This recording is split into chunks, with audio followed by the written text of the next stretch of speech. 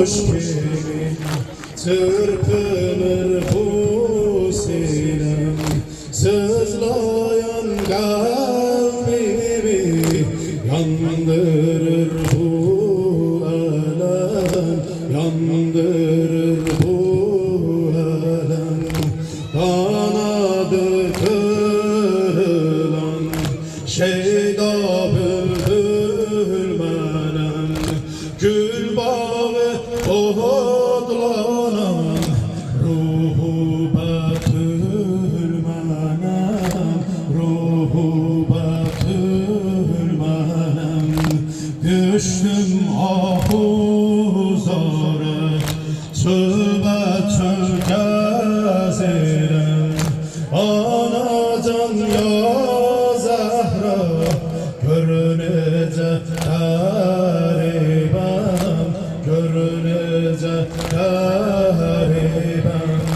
Ya Zahra, ya Zahra, ya Zahra, ya Zahra, ya Zahra, ya Zahra, ya Zahra, ya Zahra. Abal fazlihimde yok, ne halet düşmüşem. Abal fazlihimde yok, ne halet düşmüşem. Ay ve güneş battı, alemde söndüşem, alemde söndüşem. Meydanı eşriden Hüseyin gelmedi, can üstte Zeynep'im bas niye ölmedi, bas niye ölmedi. Gözü yaşı dinmeyen alemli Zeynep'im, hiç yüzü gülmeyen matemli Zeynep'im, matemli Zeynep'im. Ya Zahra, ya Zahra, ya Zahra, ya Zahra, ya Zahra, ya Zahra, ya Zahra, ya Zahra. Zeynep'im bu çölde ne dağlar görmüşem.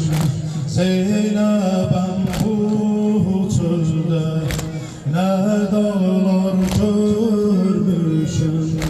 Bu çölde bin kere yerilip ölmüşem, yerilip ölmüşem. Dağ kimin devrilen kardeşler görmüşem. Zulm ile kesilen ne başlar görmüşem, ne başlar görmüşem. Gelmedi her ayet ne Hamza ne Heydar, gelmedi her ayet ne Hamza ne Heydar.